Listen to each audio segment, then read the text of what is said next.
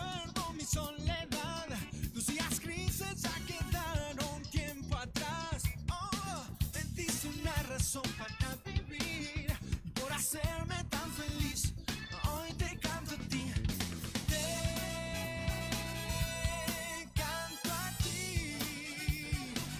Ya empezamos, pero estamos haciendo igual que el programa. Estamos esperando que la gente se conecte. Cuando empiece el coro vamos a empezar. Sí, vale.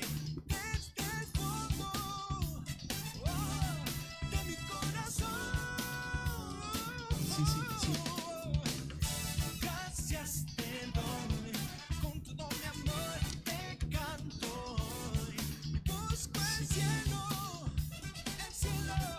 con esta canción. Muy bien, bienvenidos a todos. Muchas gracias por estar aquí a cada uno de los que ha llegado hasta Pueden este aplaudir, auditorio. Sí. pueden aplaudir. Vamos, desempaquetémonos un Eso sí. poquito. Eso. Suéltese.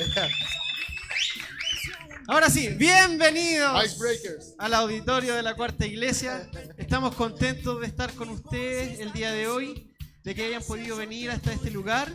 Y además, saludamos a todas las personas que nos están siguiendo por la transmisión de Facebook Live a través de la fanpage de Espacio 3. Así que le mandamos un cariñoso saludo a los que no pudieron venir, pero van a estar atentos a la transmisión.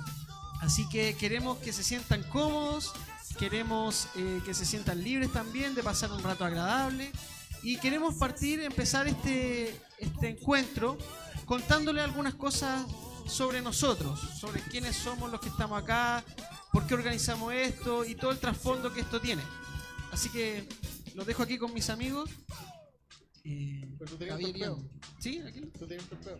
Dale nomás. No, o sea, queremos compartir la buena noticia de Jesús.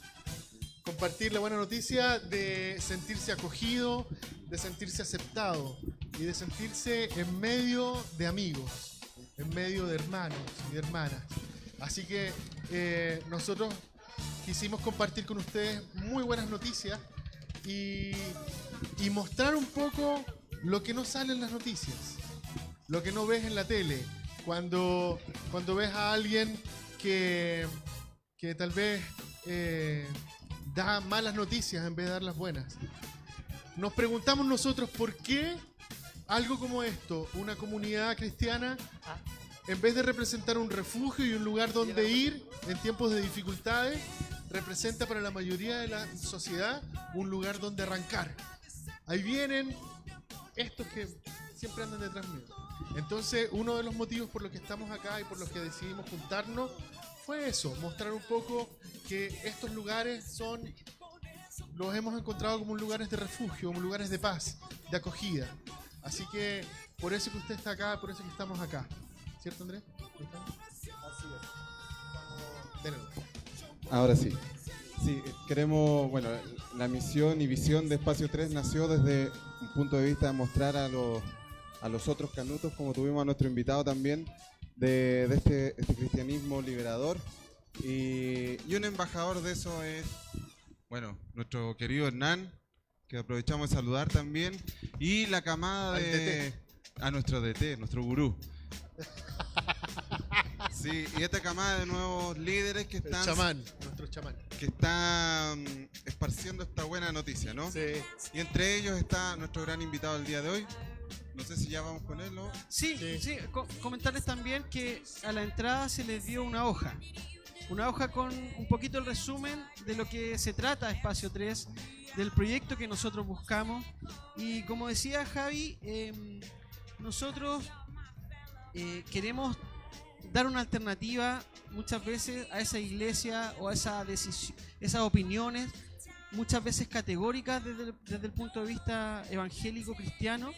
Y hay veces que nosotros no nos sentimos del todo representados. No queremos decir que nosotros somos los buenos y los otros están equivocados, pero queremos abrir un espacio de diálogo. Ese es nuestro propósito. Abrir muchas veces otros puntos de vista, escuchar experiencias de personas que nos puedan ayudar a abrir un poco también la mente, a abrirnos a Jesús. Si ese es nuestro propósito final, que la gente se reencante con el evangelio verdadero de Jesús. Y lo hacemos desde un espacio cotidiano, lo hacemos con un lenguaje cotidiano, lo hacemos de manera espontánea, porque no queremos ponernos caretas, ya estamos cansados de vivir una religiosidad. Ya está bueno ya. Ya está bueno. Está bueno ya. De la religiosidad, que no es malo cuando eso te guía al fin último, que es encontrarte con Jesús. Pero cuando las formas pasan a ser más importantes que el fondo, eso es lo que nosotros atacamos y a donde nosotros apuntamos. Así que en ese sentido, aquí ustedes pueden buscar un espacio, una alternativa. Hay unos, si no saben qué son esos símbolos, son códigos QR. Usted con su celular lo escanea y lo va a llevar a la fanpage de Espacio 3, donde usted puede ponerle ahí un me gusta. Al canal de YouTube, donde nosotros subimos posteriormente nuestros programas, y al Instagram de la Cuarta Iglesia, donde nosotros compartimos las actividades aquí dominicales generalmente, damos a conocer las personas, los proyectos que realizamos, así que van a ser muy bienvenidos. Y el día de hoy también tenemos sorpresas. Concursos. Mientras más tapitas mandes, más oportunidades. Sí. Cuenten, chicos, qué es lo que tenemos. Bueno, el día de hoy vamos a estar sorteando, si me permite, la Modeloca. ¿Lo conocen? Este es un escritor que es muy conocido, amigo nuestro. Está innovando en esta pyme. Ulises Oyarzún nos trajo 2 de sus libros, El Evangelio Perdido de Jesús, que vamos a estar sorteando el día de hoy. De 2 formas. Una, vamos a sortear este libro a de los que estamos aquí, los que compartan su publicación, este video, los que estén compartiendo esta transmisión, vamos a hacer un sorteo al final del concurso. Estamos transmitiendo a través de nuestro fanpage de Espacio 3. ¿Tiene permiso de ingresar un momento a su celular? Sí, por favor, pueden ingresar cuantas veces quieran. Y los que compartan este libro o le den me gusta le den me gusta a la página de Espacio 3. Y la otra forma, vamos a estar diciéndola al final de... Sí, es sorpresa. Es sorpresa. Surprise. Sí. Eso. Eso. Entonces, Sí, miren, una de las cosas, como mencionábamos, de lo que buscamos nosotros es ese mensaje diferente, ese mensaje alternativo o esas cosas que muchas veces incomodan en una iglesia, pero que nos hace bien escuchar de todas maneras.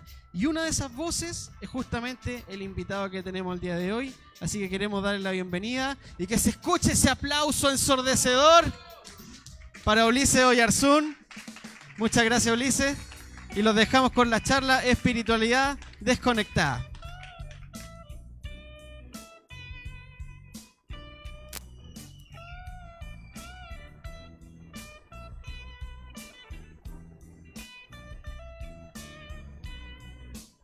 Aló, sí, se escucha bien. Hola, ¿cómo están? ¿Cómo les va? Bien, buenas tardes, ¿cómo están? Espero que estén bien. Estamos en un espacio inclusivo, así que namaste. Ah, sí. No se asusten. Bueno, estoy muy contento de poder acompañarles en esta tarde un poquito calurosa. Cosas, por ejemplo, que me provoca estar acá. Hace como 15 años atrás, cuando estaba estudiando, 11, 12 años atrás estaba estudiando en el seminario bautista, me dio la locura de estudiar teología. Y me invitaron acá a un grupo de jóvenes para compartir, y recuerdo que, bueno, un par de chicos de los que están acá en Espacio 3 estaban en esa reunión, eran adolescentes. Juanito era adolescente en ese tiempo, así que hace mucho. Así que estoy contento de poder en esta vuelta de la vida, ya después de una década más o menos, volver a sentirme joven en este espacio de sábado por la tarde acá en la Cuarta Iglesia Bautista. Bien, vamos con el tema en esta tarde. A ver si me ayuda. Ahí está. Miren, esta imagen que están viendo a continuación es un puente que se construyó en España, en la provincia de La Mancha o de Castilla. Y es interesante porque este es el segundo puente más grande de Europa. el más grande, el segundo, y el primero en España. Tiene más o menos 190 metros de alto, es un puente con tirantes, parecido a los que hay ahí en California, y es curioso porque se hizo con un fin, en la provincia de Talavera, se hizo con el fin de descongestionar la carretera y conectarlo con otra carretera paralela. Entonces este puente supuestamente entraba a un pueblo pequeño y conectaba con otra carretera al interior y así descongestionaba el tránsito de camiones sobre todo. Pero ¿qué pasó? Pasó que cuando hicieron el puente, la concesionaria para ver la carretera paralela al final no terminó en nada. Y este puente entra a un pueblito pequeño, pero no conecta con ninguna parte. Entra a un pueblo en donde obligatoriamente tienes que entrar al pueblo, si es que quieres conocer el puente, pasas por el puente, pero no conecta con ninguna parte. Tienes que darte una vuelta por el pueblo pequeño y después salir, que no hay otra opción, no conecta con nada. Y es curioso porque 190 metros de alto, pasa por encima de un río, supuestamente, el río Tajo, que no es un río, casi es un canal, con un afluente bastante pequeño. Entonces, conclusiones que se sacan de esto. Conclusiones. Es un puente que no conecta con ningún lado. Está todas las fichas puestas en la estructura, pero no se pensó hacia dónde ir con la estructura. Y si uno se para en el puente para ver la circulación de los autos, dicen que en una hora máximo pasan 10 autos. O sea, es un gastadero de plata, literalmente, es un gastadero de plata, porque al parecer esta carretera paralela no se va a construir nunca. Y esto me hace pensar un poco en las iglesias. Fíjese, a mí me hizo conectar un poco la metáfora con las iglesias. Yo no sé si usted me ayuda un poco, si te hace conexión, una gran estructura, muchas fichas puestas en la infraestructura, hacia dónde conectamos, ¿estamos conectando o nos estamos encerrando en nosotros mismos? Este puente apunta bastante hacia el cielo, son literalmente 190 metros apuntando hacia el cielo, pero no estamos apuntando hacia los lados. Entonces, comienzo esta pequeña charla, pequeña porque va a durar 2 horas y media nomás. Por ahí mi amigo me dice que me gusta hablar. Sí. Sí, el que en mi casa no me escucha. Entonces, lo conecto un poco con la iglesia. ¿Les parece o les parece desfachatado? ¿Has vivido esa experiencia de pronto estar en una estructura en donde se ponen todas las fichas en la estructura? Es una estructura que parece que tiene miedo de conectarse con el mundo, una estructura que se ha replegado. Nuestra teología apunta hacia arriba, pero no hay una articulación hacia el otro. Es solo Dios y yo, pero ¿y el otro?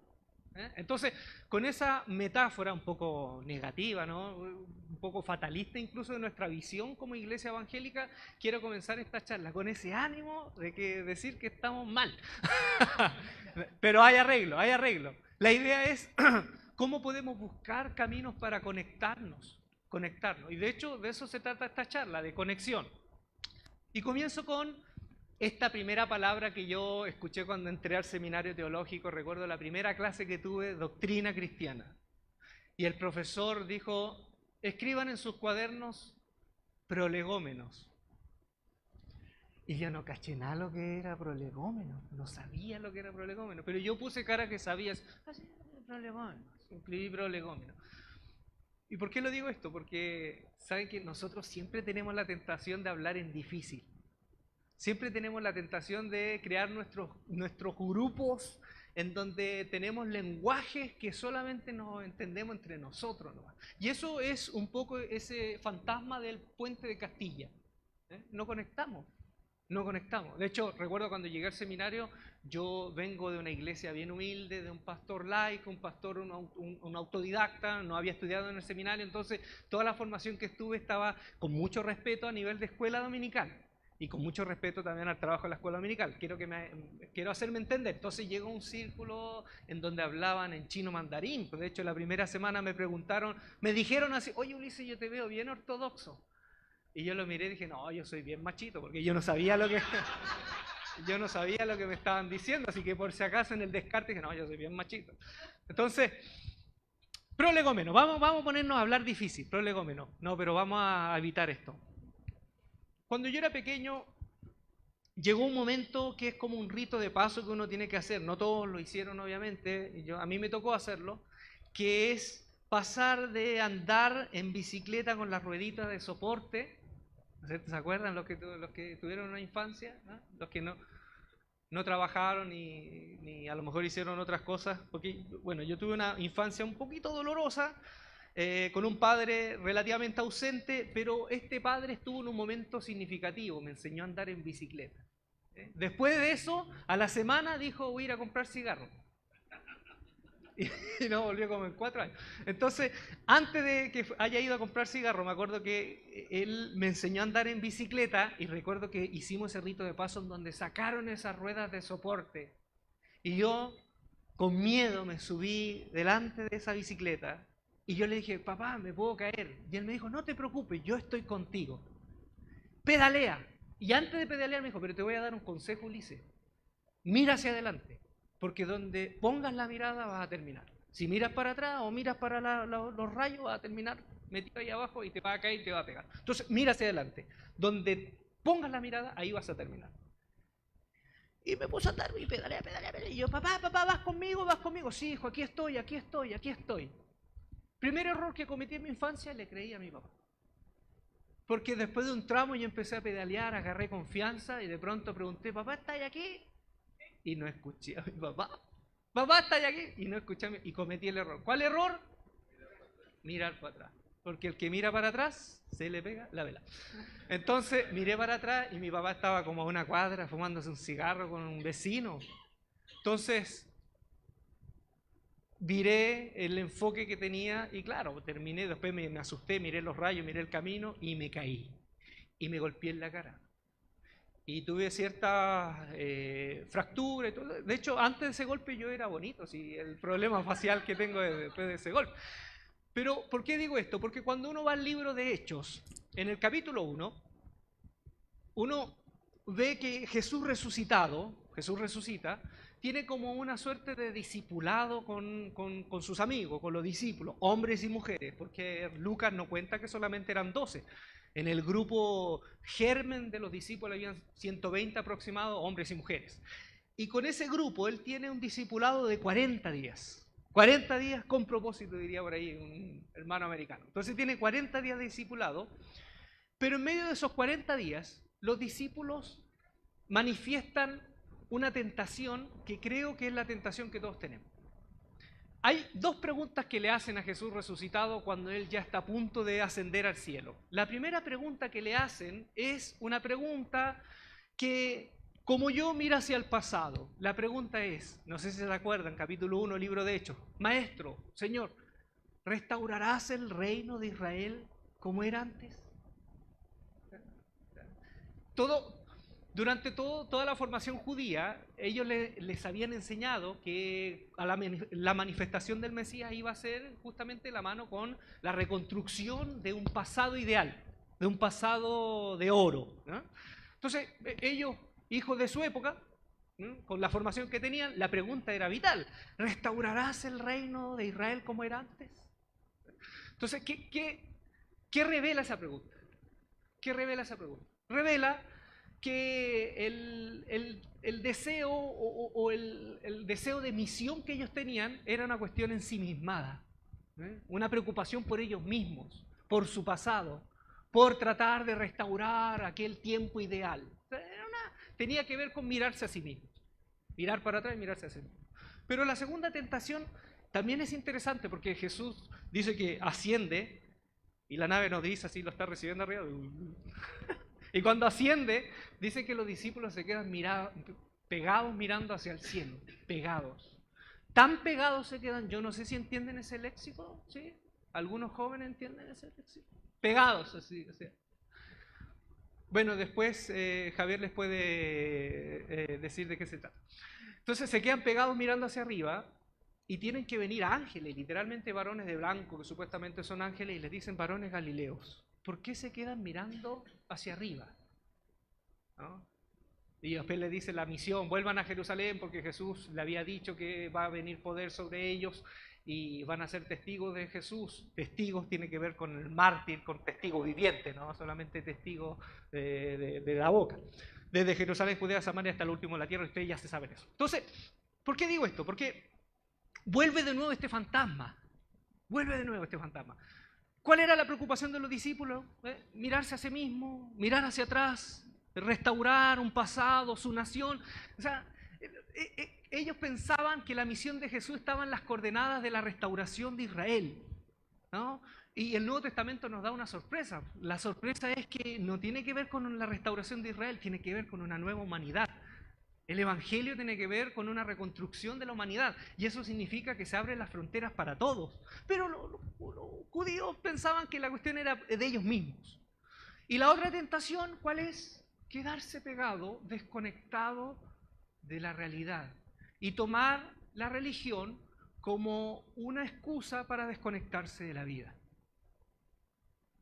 Si no me equivoco, hay muchas otras tentaciones, muchas desviaciones que podemos tener como iglesia, pero me parece que hay aquí como cosas fundamentales. Mirar hacia atrás, mirarse a sí mismo o quedarse pegado mirando hacia arriba. ¿Vamos bien? ¿Sí? ¿Sí? ¿Reconoce estas tentaciones? ¿Sí? A lo mejor no en la comunidad en la cual está ahora, pero en su pasado, en su caminar. ¿Reconoce? Si no, puede devolver dinero. Ok. Entonces,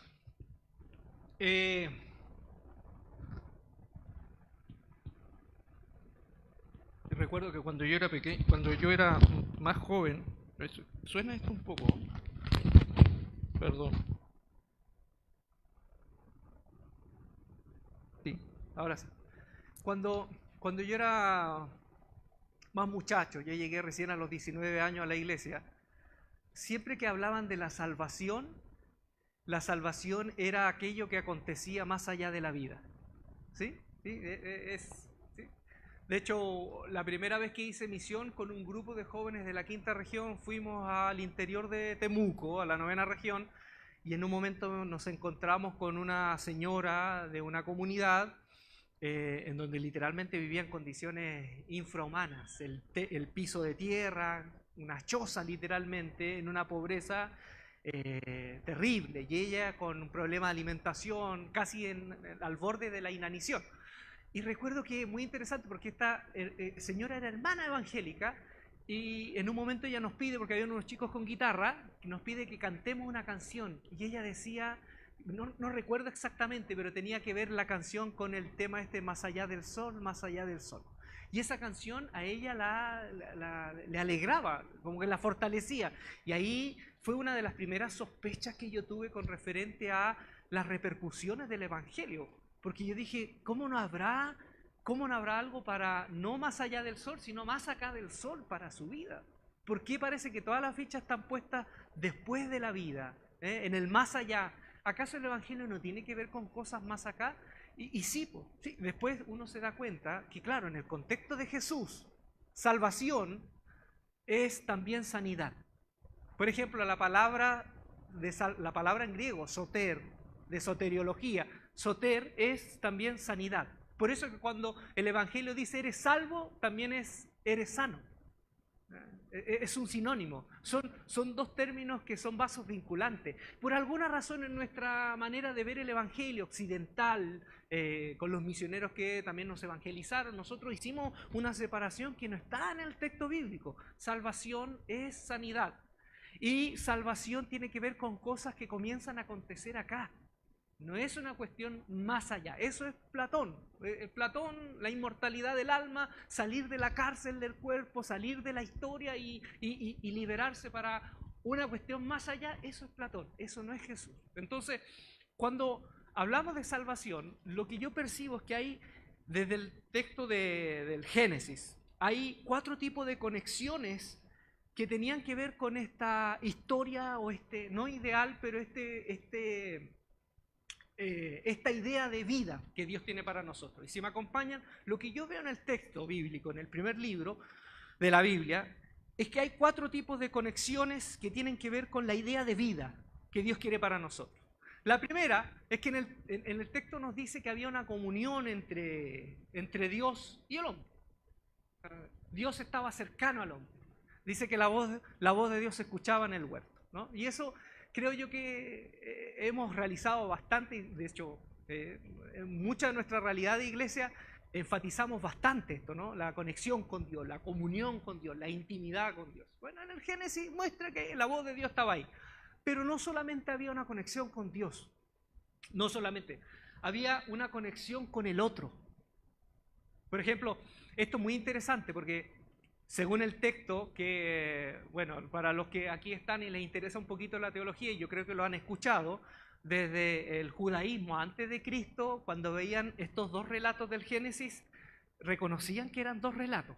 De hecho, en el tiempo de Jesús, contemporáneo más o menos, había un filósofo judío, Filón de Alejandría, que él llegó a estructurar una idea de 2 Adanes. Por eso la idea de Pablo cuando dice que hay en Romanos y en Corintios habla de 2 Adanes, eso no es una creación única de Pablo. El judaísmo ya venía hablando porque en el Génesis hay 2 tipos de relatos. No me voy a meter en eso, pero en el tema del Génesis hay un momento en donde Dios, ¿se acuerdan el relato? Ve a Adán solo. Y Dios dice, oye, voy a crear una ayuda idónea. ¿No? ¿Sí? ¿Se acuerdan? Es un texto sumamente conocido. Pero, ¿qué pasa con esto? Cuando nosotros leemos ese texto, ayuda idónea, ya lo leemos desde una carga que le damos al texto que no tenía en el original. ¿Cuál es la carga que tenemos de ayuda idónea? ¿Qué significa ayuda idónea?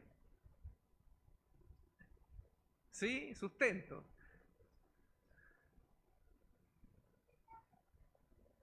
Estamos hablando de la mujer, ¿no? Esa construcción, hombre, mujer, la mujer la ayuda idónea, la mujer, perdónenme la expresión, como el arroz graneado, del protagonista, de la historia. De hecho, hay una frase, esta frase dice, detrás, ¿cómo es? Detrás de una gran mujer sorprendida. Así como mirando ahora, ¿será tan así como? Entonces, está esa idea. Ayuda idónea. Pero si uno va al texto del Génesis, la palabra ayuda nos da una sorpresa, porque en el hebreo ayuda es hetzer. Hetzer, la palabra hebrea, no es arroz graneado. Hetzer es una ayuda fuerte, es una ayuda salvadora, incluso más fuerte, porque salva a ese que necesita ayuda. De hecho, en el Antiguo Testamento, de las más de 70 veces, si no me equivoco, puedo estar equivocado, pero como 70 veces, si no me equivoco, aparece hetzer vinculado a Dios. Dios es la ayuda. De hecho, hay salmos cuando dice, tú eres mi ayudador, mi salvador, mi sustentador, lo que está diciendo, tú eres mi hetzer. Entonces, cuando Dios dice, voy a hacerle una ayuda idónea, no es que le voy a hacer un acompañante para que él, mientras él sea el protagonista, esté ahí detrás saludando. No, voy a hacer una ayuda salvadora que lo va a salvar de su soledad. Lo va a salvar de su soledad. ¿Se siente el espíritu por aquí? Entonces, en ese contexto, Adán ve a Eva y dice, tú eres hueso de mi hueso, eres carne de mi carne. Hay una complementariedad, te veo como un igual. No hay una subordinación, no estoy por encima de ti. Estos somos iguales, somos iguales. Ahora, hay otra idea también, hay otra conexión con el medio. Conexión con el medio. La primera función o la primera labor del hombre, según el texto del Génesis, puso al hombre para que cuidara el huerto. Pero esto es interesante porque la mayordomía del hombre de la creación no es una mayordomía desde afuera. No, pues, no es una mayordomía así como un tipo que explota la tierra desde afuera aprovechándose los recursos. No, es una persona que cuida y que está en medio de, inserto en.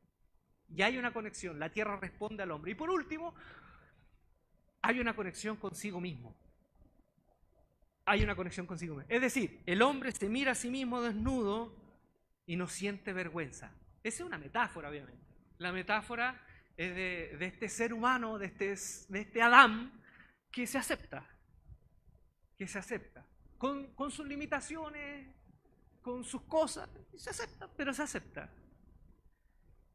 Entonces, ¿qué sucede? En esta idea, en esta invitación literaria de la caída, más allá de lo literal o no literal, porque yo sé que aquí, y muchos saben que acercarse a este texto desde la literalidad de pronto crea más problemas que armonía, ¿no?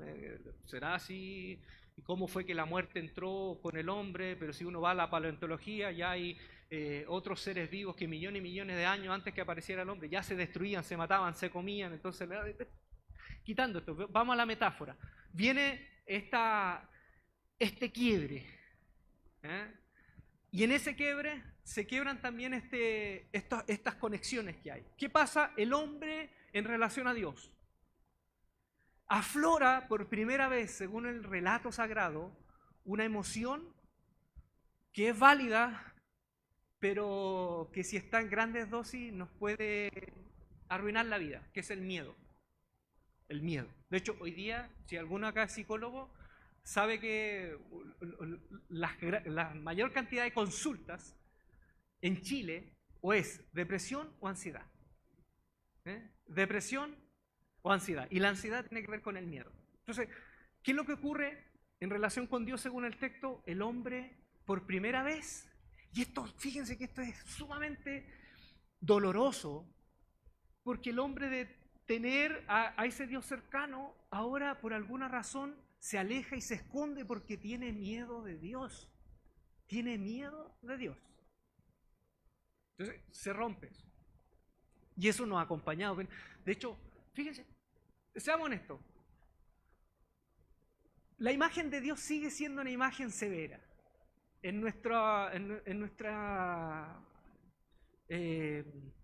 lo más profundo de nuestra fe, sigue siendo una imagen severa.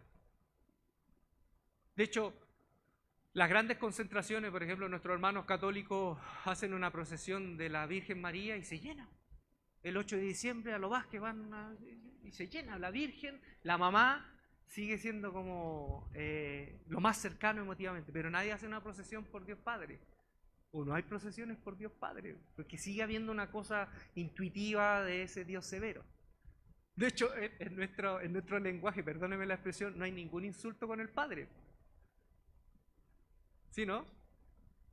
Ándate a la de tu padre. No hay nada, el padre como que... Pero a la madre, me toca a la madre. Entonces, qué interesante eso, porque hay esa imagen de severidad con la imagen de Dios. Y bueno, sabemos que Dios no es padre en el sentido de no es hombre, ¿no? Dios no trasciende lo sexual, pero queda eso. Se rompe ese vínculo, el hombre tiene miedo de Dios y eso nos ha acarreado problemas hasta ahora.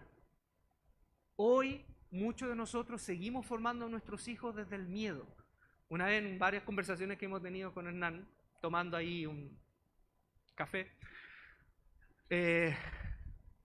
hemos dicho una vez las canciones que les cantamos a los niños. Yo recuerdo cuando yo un tiempo fui a la escuela dominical, porque yo conocí a Dios, entre comillas, a los 19 años, llegué a la iglesia, pero yo tuve como 2 años cuando era niño, entre los 6 y 7 años, que fui a la iglesia bautista, estuve en los embajadores del rey, porque mi hermano adolescente en ese tiempo sintió interés en acercarse a la iglesia, su interés medía 1,60 m, rubia, pelo largo, entonces me acerqué a la iglesia y me metió a los embajadores del rey porque empezó a apoyar a los embajadores del rey. Y me pareció curioso una canción que se cantaba en ese tiempo. Cuidadito, los ojitos, lo que miran. Cuidadito, las manitos, lo que tocan. Pero fíjense esa canción, bueno, la cantábamos en dictadura también, así que había todo un contexto de... Porque hay un Dios de amor, hay un Dios de amor. Fíjense qué contradictorio.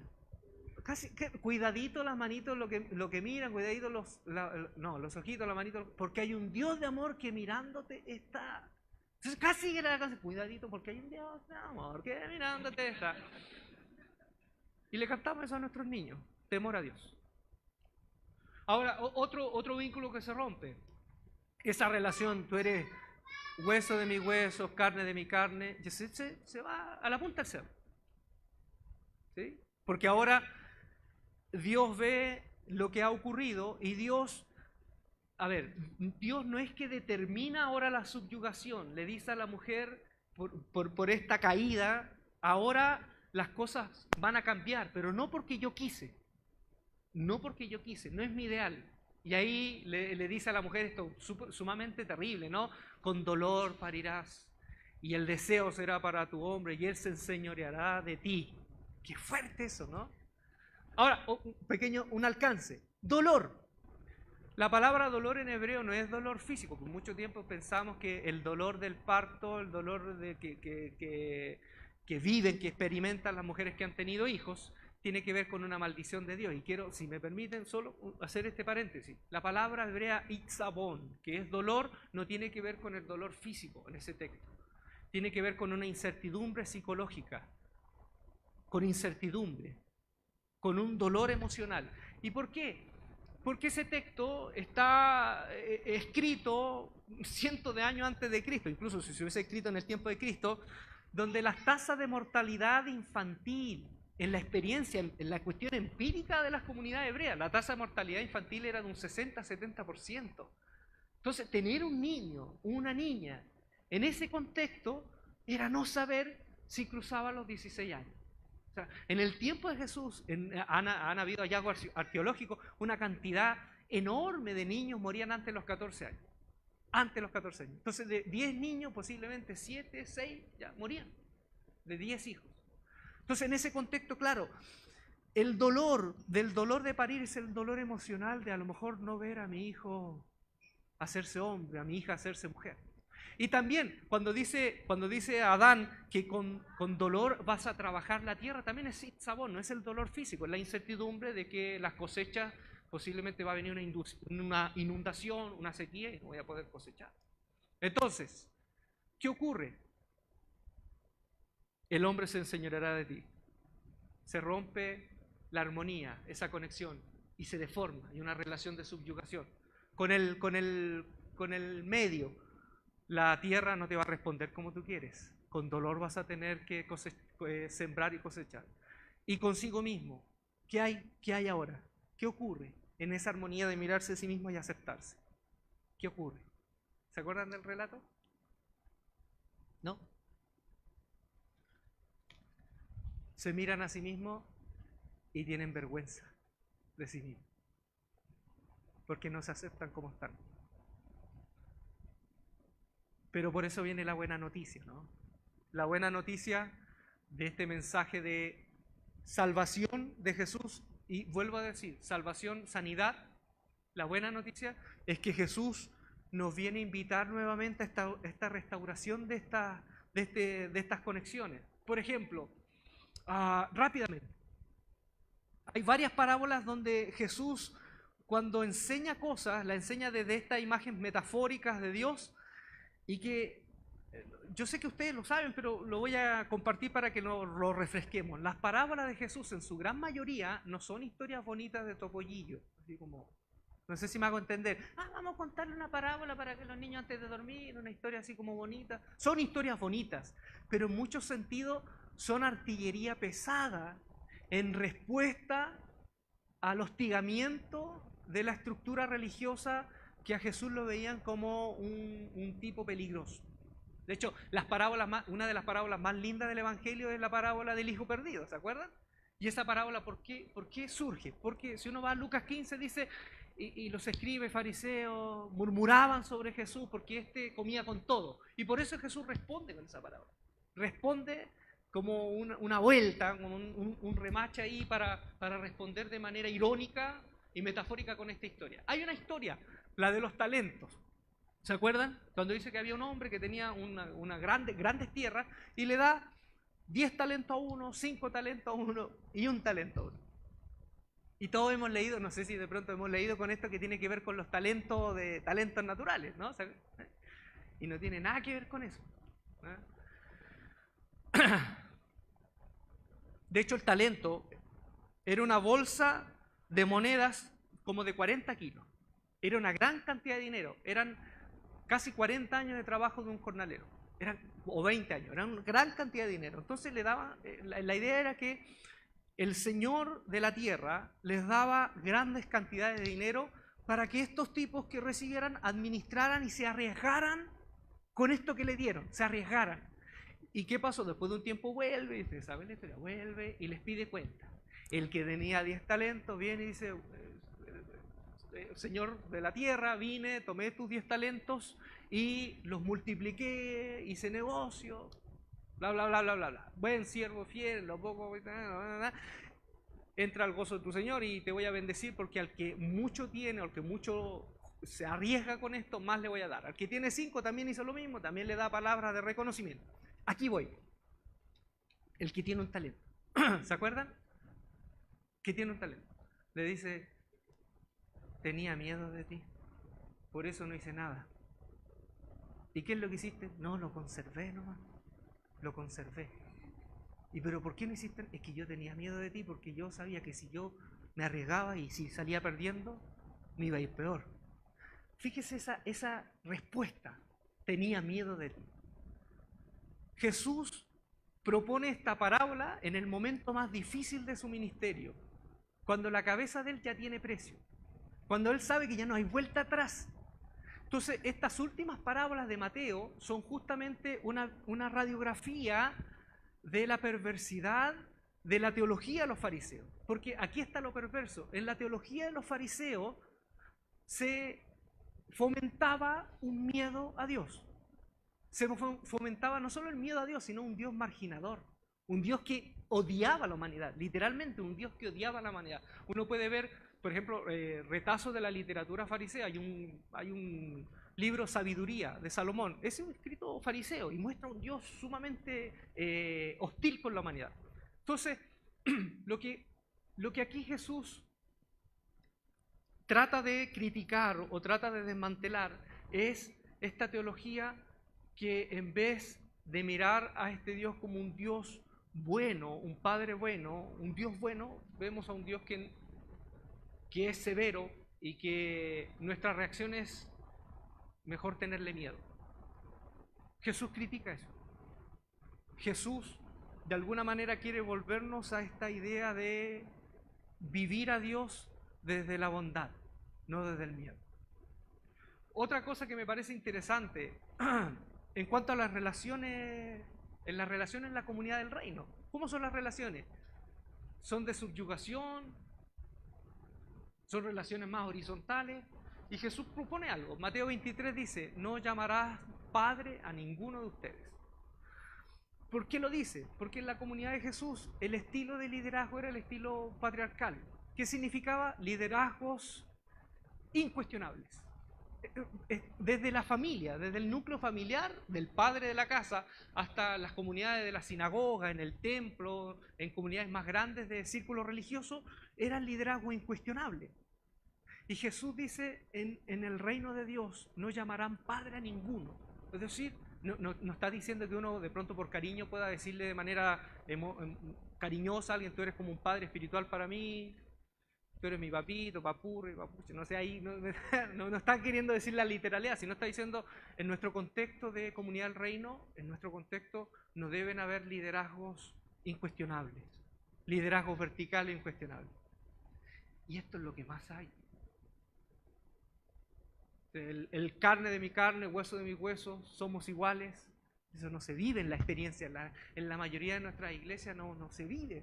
De hecho, son excepciones a la regla las comunidades en donde, claro, esto tampoco no descarta el liderazgo, pero el liderazgo es un liderazgo que no es incuestionable, sino que es un liderazgo que no solamente pastorea, sino que también es pastoreado por la comunidad, como en una familia sana. Tercera cosa, cuando Jesús predica, se presenta en la comunidad de su barrio, en Nazaret, en el capítulo 4 de Lucas está registrado, Jesús dice, voy a predicar el año de la buena voluntad de Dios. O sea, saca el libro de Isaías y dice, esta es la proclamación del año de la buena voluntad de Dios. Y muchos teólogos están de acuerdo con que Jesús en ese momento se para y él lee el texto de Isaías, en donde la frase, el año de la buena voluntad de Dios, es la proclamación del jubileo. Y la proclamación del jubileo, los que saben, era una fiesta que se celebraba cada 50 años, en donde lo más conocido era que las personas que habían perdido sus tierras recuperaban sus tierras. Era un poco para emparejar un poco la cosa en la comunidad, donde no hubiese, literalmente, no hubiese gente en condición de calle, sino que todos tuvieran lo mínimo para vivir en dignidad.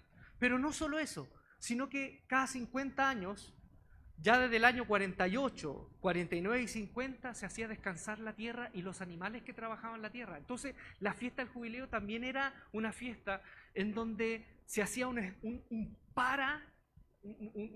como un parteaguas en la sobreexplotación ilimitada de los recursos naturales. Entonces, en la predicación de Jesús también está esto.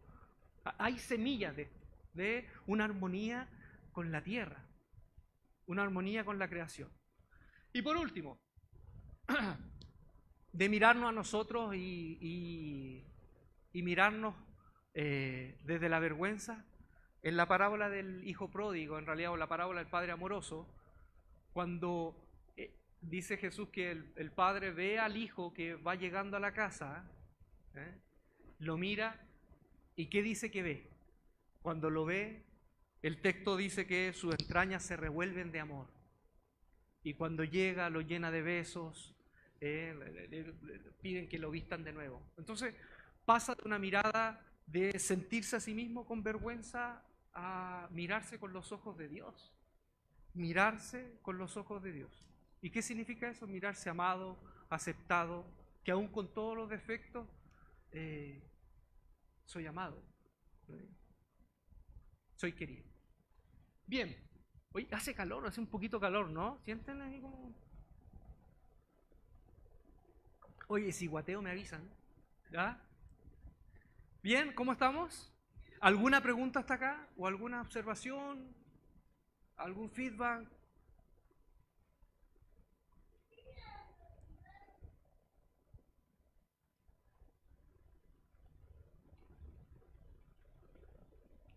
Oye, ¿el agüita, el cafecito está para el final? Para el final.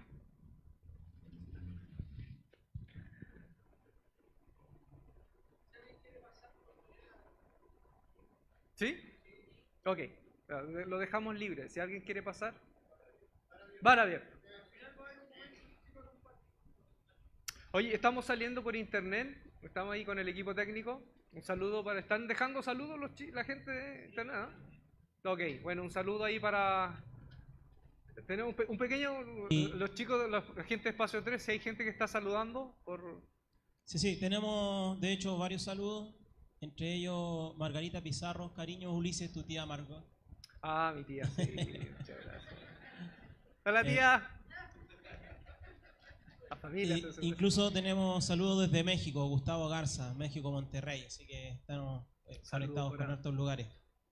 Hoy México tenían el cambio de mando. López Obrador asumía hoy como presidente de los Estados Unidos mexicanos.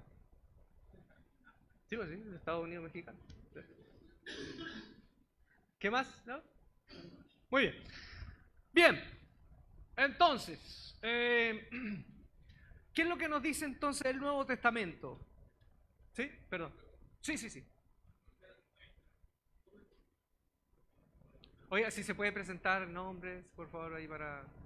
Ya, hola, buenas. Me llamo David Martínez y un gusto poder verle. La verdad que hace tiempo, hace muchos años atrás, vine a un par de reuniones acá. Tengo amigos Javier de hace muchos años, su familia.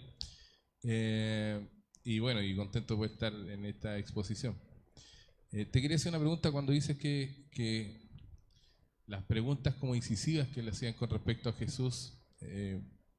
porque habían personas fariseos que de repente estaban viendo que él estaba teniendo cierta repercusión social, era porque efectivamente él tenía algún tipo de repercusión social, no sé si me explico bien, dentro de su entorno, me refiero porque lo quiero decir.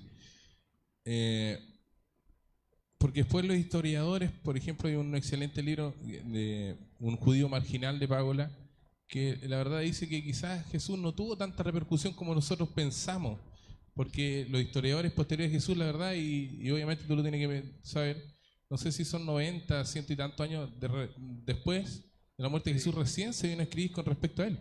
Sí. Entonces a lo mejor para nosotros sentimos que tiene una repercusión tremenda cuando decimos Hosana y pensamos que está a la mitad de la ciudad tirada diciendo, y la verdad que no era así, Sí. era un grupo minoritario. Entonces, esta repercusión a la que tú te mencionas es una repercusión dentro del propio pueblo judío, algo más local, o a ellos les afectaba porque se estaba levantando algún tipo de figura política, así más o menos, lo planteas tú. Bueno, de hecho, gracias David.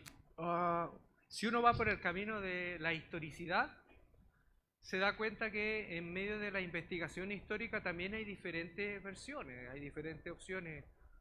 Algunos autores más o menos conocidos, Antonio Piñero, un español, ha dedicado su vida al tema histórico del Nuevo Testamento. Él dice, primero, parte de una base. Jesús sí fue un personaje histórico, porque hay como ecos también desde la academia de que Jesús fue un invento. Y él dice, no, sí, estamos claros de que Jesús fue un personaje histórico. Ahora, como tú bien dices, si uno se acerca desde la historicidad, posiblemente las repercusiones no eran miles y miles de personas. En Galilea aproximadamente habían como 100, 150.000 personas aproximadas que vivían en ese gran cordón humano, pero sí lo que vemos de evidencia es que Jesús termina en Jerusalén por un proyecto que falla en Galilea. Y los evangelios nos registran algunas cosas, nos registran en un momento que Jesús le dice, ay de ti, Betsaida, ay de ti, Corazín, ay de ti, Cafarnaún, ¿no? Porque se ve que, claro, Jesús es un predicador con un talante profético, apocalíptico, que comienza a provocar efervescencia en las comunidades de Galilea, porque ven en él una apertura que no veían en los círculos farisaicos. Y sí, literalmente hay muchos historiadores que están de acuerdo en que la proximidad que Jesús tenía, por ejemplo, con los que eran marginados políticamente, como los publicanos que trabajaban para Roma, Jesús es muy seguro, el Jesús histórico sí tuvo comidas, cosa que eso era un escándalo, porque comer con esa persona era contaminar la mesa y contaminarse uno. Con los que eran marginados teológicamente, por ejemplo, los enfermos endemoniados, que literalmente los fariseos, la lectura que hacían los fariseos era, esta persona sufre esta enfermedad porque es objeto del castigo de Dios. O sea, no solamente carga con la mochila de un dolor físico, sino que carga con una doble mochila, ser culpable del dolor que está viviendo. Entonces lo marginaban teológicamente, o sea, esta persona está como bajo el juicio de Dios. Lo queremos, si la familia lo ayuda está bien, pero como está con el juicio de Dios sobre él y no hay que meterse.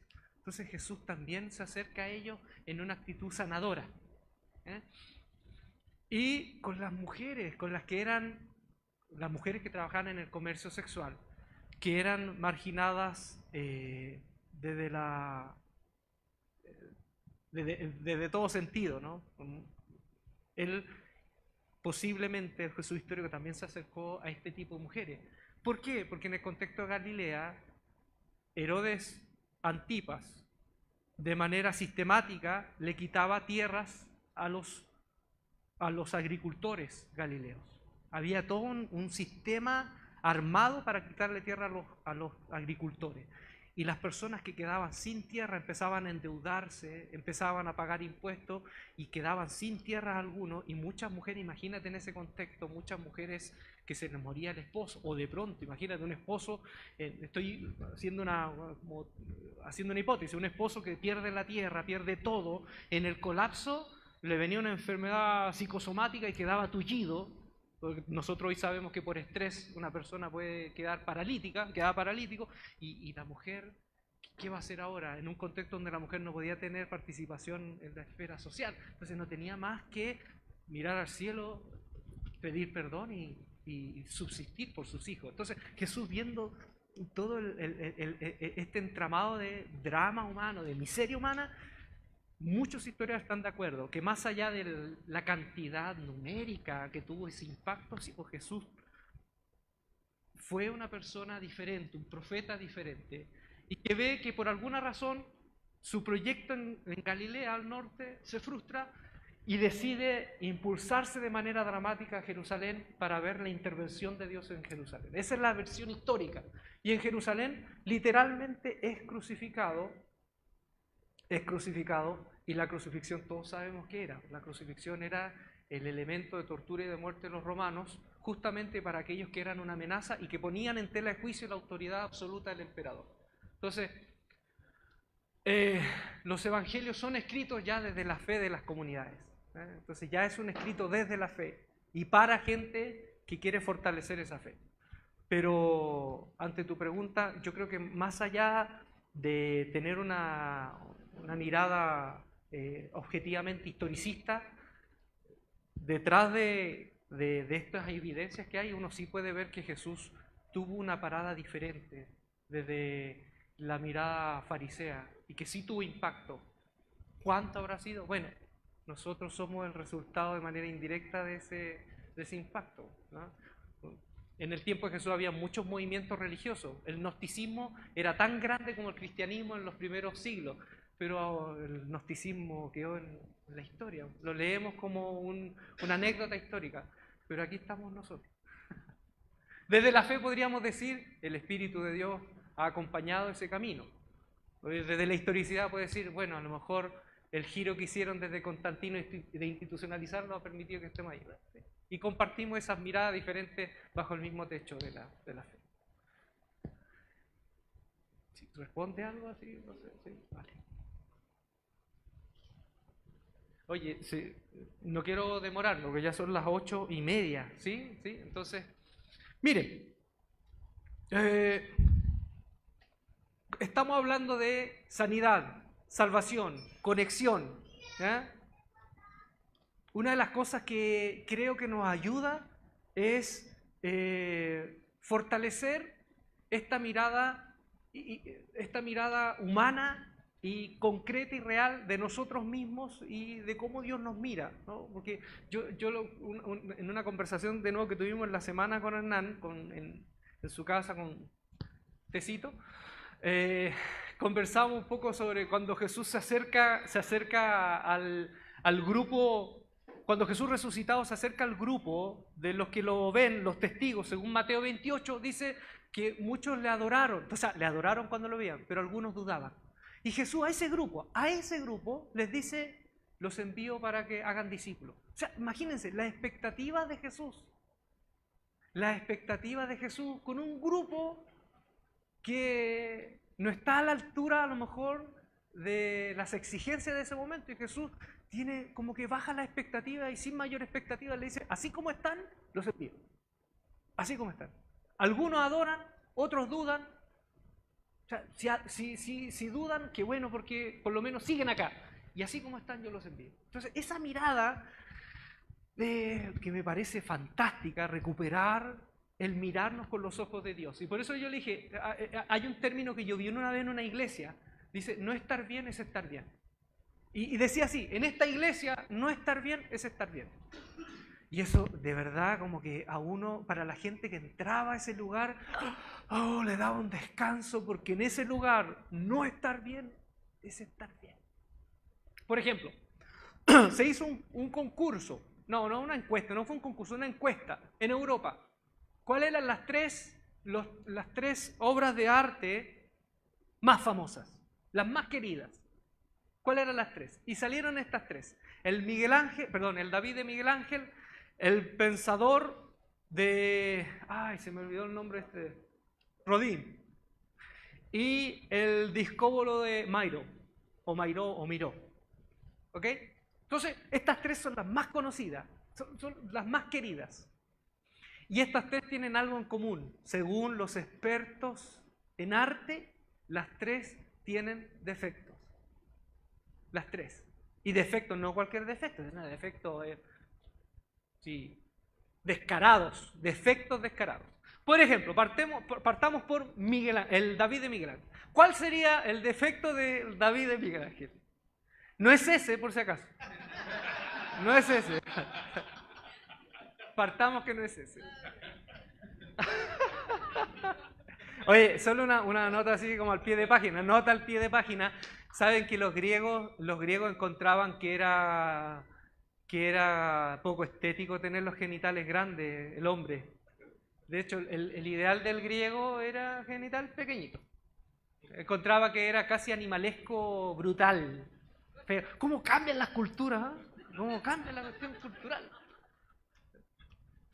¿Por qué? Porque también en la cultura griega platónica, ¿no? Todo estaba aquí en la cabeza, la cuestión de salir del cuerpo, entonces la belleza, todo eso.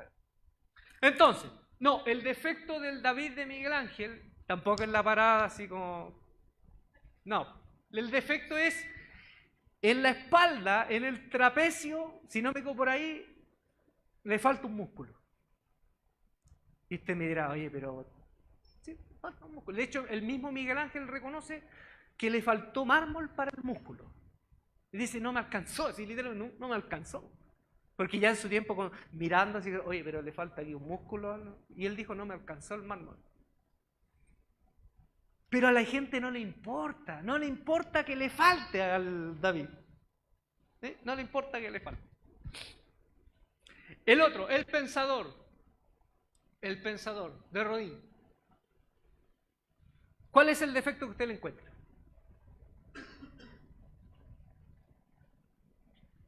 ¿Sí? Oye, esa parada, primero está desnudo en un tronco en una piedra. ¿Cómo sospechosa esa parada? Así como en una piedra, así desnudo. Y, ¿saben? Miren, algunos expertos dicen que cuando uno se acerca a la escultura, el tipo tiene todos los nervios contraídos. Todos. Supuestamente está pensando, pero tiene todos los nervios contraídos. O sea, parece que no estuviera pensando, parece que está ejecutando otra acción. Pero está con todos los nervios contraídos. Y no solo eso, las manos y los pies están desproporcionados con la cabeza, porque ahí viene la historia que Rodin tomó el ejemplo de un boxeador. De hecho, la cara está fisurada, son bien fuertes y prominentes los rasgos de este. Y eso, literalmente, las manos, los pies sobredimensionados y está todo el cuerpo contraído. Pero a la gente le importa eso, no le importa. Es más, algunos dicen que Rodin, basados en Dante Alighieri, en el infierno de Dante frente al infierno, conmovido, superado por esa visión, todo tenso, horrorizado, es literalmente el pensador. Ahí se basa. Pero a la gente no le importa. Las manos sobredimensionadas, que esté así, que uno no sabe si está pensando. El otro, que este no es el original, el discóbolo. Si usted se da cuenta, el discóbolo está en una posición de hacer un movimiento físico que amerita fuerza, impulso, velocidad, pero la cara del tipo es la cara así. La cara no articula ningún gesto. No es la cara cuando han visto esas fotos cuando de pronto no sé, pues Zamorano metía un gol y lo agarraban así, pegándole a la pelota, la cara así. No, pues el discóbolo está así. Desconectado. Entonces algunos dicen, está desconectado. Ese es literalmente alguien que no sabe no se ha puesto nunca en los zapatos de un atleta y ha estado ahí en la cara así, porque cuando uno va a lanzar un disco está en el momento justo, desconectado. Pero a la gente no le importa. ¿Qué nos dice eso? ¿Qué nos dice eso? De que la imperfección, primero, y esto es una volada mía, la perfección nos sobrecoge. La perfección nos quita el aliento, pero la imperfección nos acerca. Cuando uno ve algo imperfecto, nos acerca, nos da confianza. Lo perfecto nos sobrecoge, nos sorprende, pero nos da hasta casi una sensación de distancia. Fíjense, hay culturas en Mesoamérica y en las culturas indígenas de Norteamérica, algunas tribus que tienen una costumbre muy interesante. Se ha visto en algunas tribus que las mujeres diseñan un telar sagrado. Y este telar sagrado tiene hebras en las cuatro esquinas y están las hebras cerradas. Pero en una esquina las hebras son hilachas sueltas. no están cerraditas. ¿Y por qué? Si uno lo ve, dice, oye, esto está imperfecto, está todo armonizado, pero esto aquí está como desarmoniza, está feo, la hilacha suelta. ¿Saben cuál es la explicación de ella? Es que en estas tribus se cree que los espíritus buenos, porque este es un manto sagrado, los espíritus buenos se meten desde las hilachas sueltas. La bondad de los espíritus solo se hace presente a través de las hilachas imperfectas, no desde la perfección. ¿Y a dónde voy con esto? La predicación de Jesús era una predicación de una comunidad imperfecta que asumía sus miserias y que es más, no escondía esas miserias. Y Dios amaba a esa comunidad en esa realidad. De hecho, imagínense el gesto. Henry Nouwen, un sacerdote fallecido, en un libro a mí que me sorprendió bastante en mis primeros años de estudios teológicos, cuando él, en un texto tan dramático, él dice, cuando Jesús resucita, lo primero que hace es mostrar sus heridas. Lo primero que hace es mostrar sus heridas. Si Jesús resucitado, lo primero que hace es mostrar sus heridas, ¿quiénes somos nosotros para vivir con las heridas debajo de la mesa? Si el Jesús resucitado se para en su comunidad alentándonos a mostrar las heridas, ¿quiénes somos nosotros para esconderlas? Solo presentar dos parábolas muy escuetamente, porque yo sé que aquí en esta comunidad hay un experto en parábolas, que hoy no vino. ¿Sí? Le mandamos saludos ahí por internet al gran Ajá. ¿Ya? Bueno, hay una parábola que está registrada en Mateo, y esto es como contracultural. Jesús dice, había un pastor de ovejas que tenía 100 ovejas, una se le pierde y deja 99 en el desierto para ir a buscar la que se perdió. Y esto lo registra Pagola también, incluso en el comentario del Jesús histórico. ¿Cómo esto? Él pone en riesgo 99, las deja en el desierto, porque literalmente la parábola dice como que las deja en el desierto. Y esto es contracultural, es desfachatado. Un pastor de ovejas, si se le pierde una, por último, el mal menor es cuidar las 99 y ver qué hago con la otra, pero dejo bien cuidadas las 99. Dice, no, que las 99 como que las deja, y lo que le importa es la extraviada. ¿Y en qué momento aparece esta parábola? En un momento en donde, justamente, frente a tu pregunta, posiblemente ven a Jesús acercarse a los publicanos, ven a este profeta acercarse a las mujeres que trabajan en el comercio sexual, ven a Jesús sentándose a la mesa. Imagínense para una mujer pobre que no tenía otra opción, sentarse a la mesa. En estas cenas de publicanos en donde estos pagaban a los amigos, ¿no? Tenían amigos, les pagaban a los amigos para tener amigos, en esas cenas, en esas mesas inmundas, y ven a Jesús, estas mujeres, con una actitud diferente.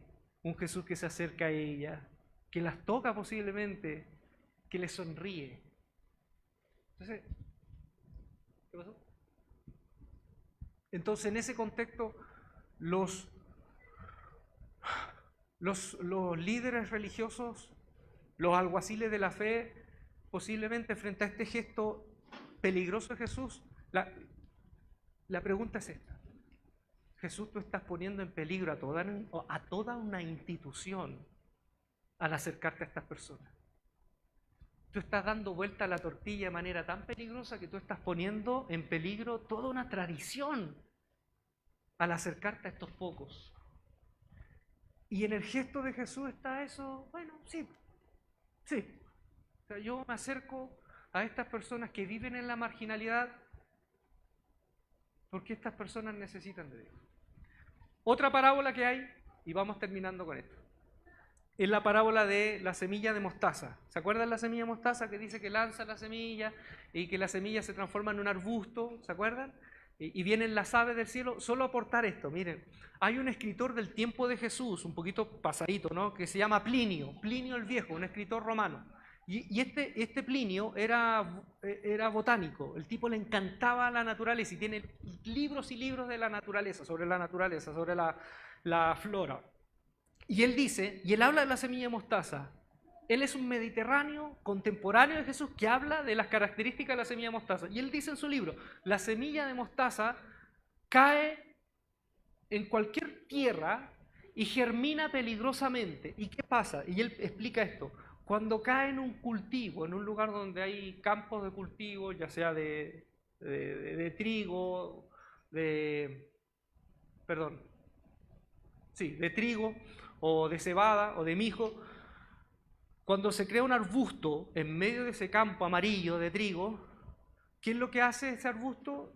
Llama a los pájaros, ¿no? Ahora, para una persona que cultiva trigo, que se acerquen pájaros en el momento de la cosecha, era la peor de las noticias. Porque para eso, ustedes saben, ¿no? En Estados Unidos, en otros lugares, en un campo sembrado, donde están acercándose las cosechas, saben que vienen los pájaros a comerse los granos que tienen, un espantapájaros. O sea, todo lo que acerque a los pájaros es peligroso para el agricultor. Pero por eso, fíjense qué curiosa es la parábola de Jesús. El reino de Dios es como una semilla de mostaza que cae en el suelo, germina, se hace un arbusto y puede ser un hogar para las aves. Para los agricultores que escucharon esa parábola, es como rara la parábola, porque las aves son lo último que queremos en el campo de trigo. Y eso es el reino de Dios. El reino de Dios es una embajada para aquellos que nadie quiere. Eso es. Como una semilla mostaza que se transforma en un arbusto, en un pequeño espacio para aquellos que nadie quiere. Para aquellos que no son bienvenidos a ninguna parte. ¿Qué les parece? ¿Sí? ¿Les da sentido eso? ¿Les da sentido? ¿No? Y terminamos. Caca y bueno.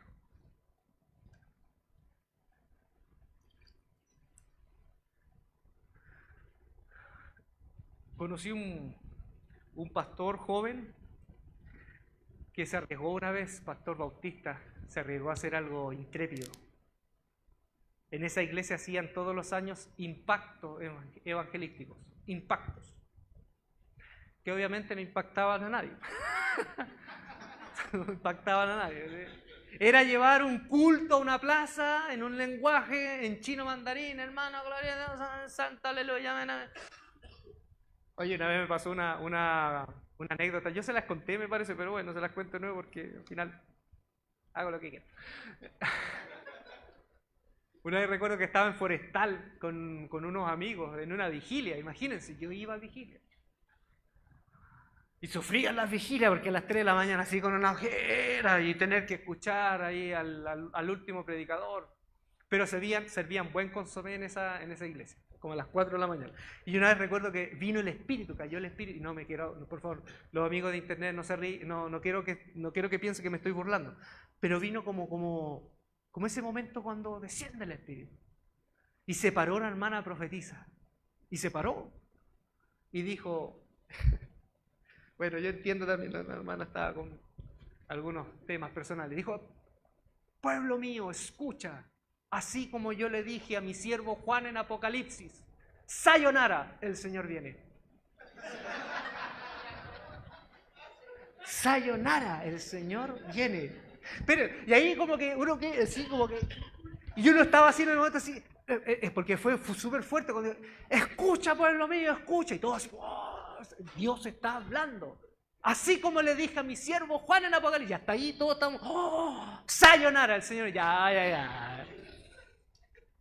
Entonces, no sé si se acuerdan, pero en Apocalipsis la palabra es Maranata. Maranata, el Señor viene. Y ella dijo, sayonara. Primera hipótesis. La hermana estaba cansada, le faltaba consomé.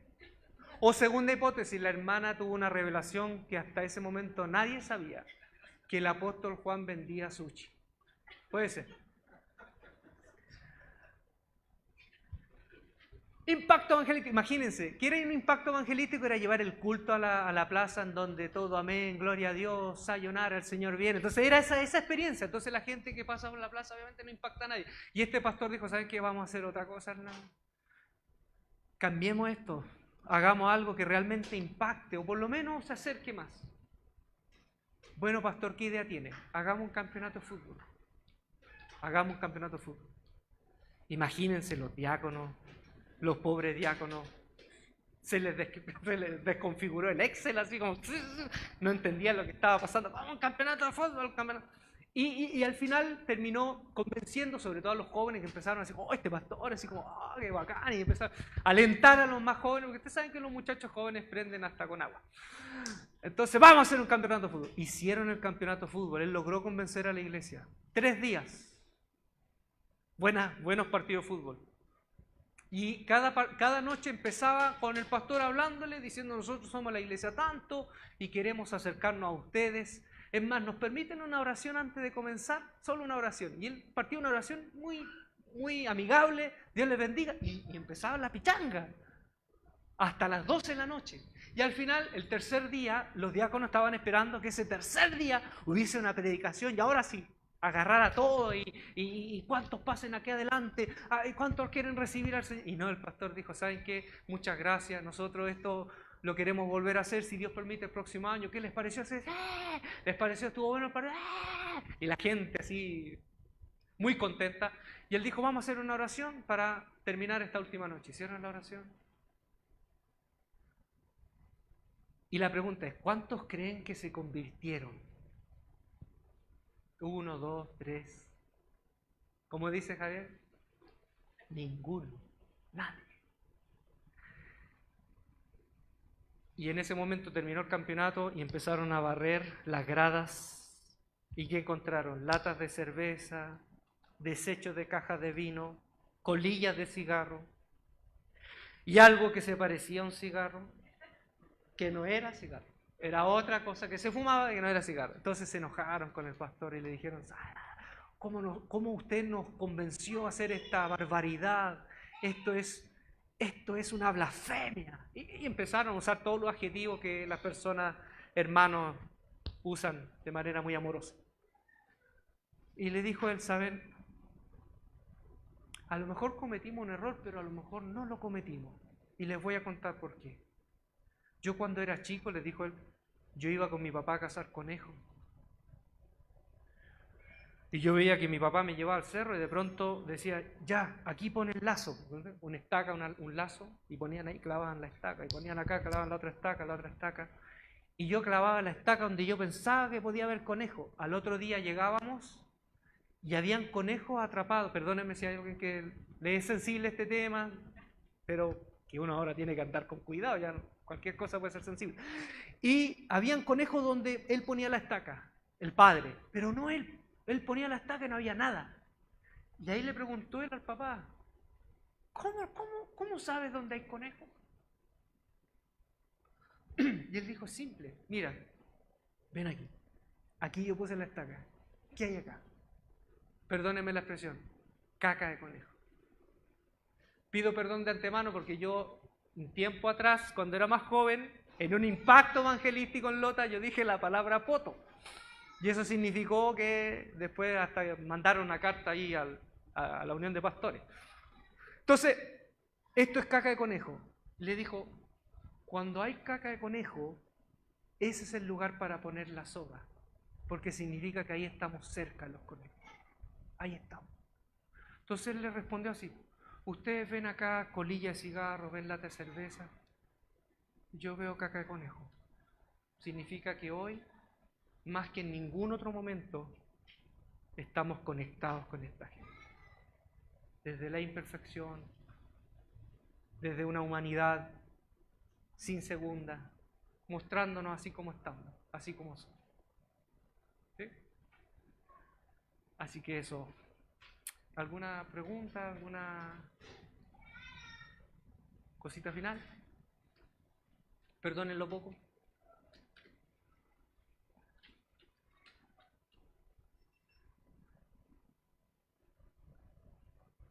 Bien. Bueno, muchas gracias. Gracias por venir. ¿Les parece hacer una pequeña oración? ¿Sí? Sin ponernos... Porque tampoco no nos vamos a ir al otro lado, ¿no? Que ahora no oramos. Porque la oración... Señor, gracias por esta noche. Gracias por permitirnos acercarnos a ti y mirarnos con tus ojos. Gracias, Señor. porque en este lugar no estar bien es estar bien. Gracias por esta comunidad en Conchalí, una comunidad que muestra las heridas, que no las esconde bajo la mesa.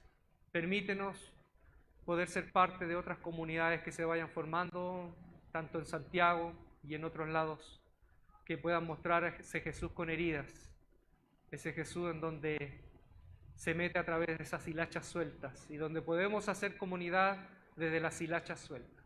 Gracias, Señor. Conéctanos contigo y conéctanos con el otro. En tu nombre, Jesús. Amén. Muchas gracias. Gracias por venir. Dios los bendiga. Muchas gracias, Ulises, por esta charla, por lo que pudimos compartir. Javier, por favor, adelante, no seas tímido. Sí, por favor, eres parte. Súmate, súmate.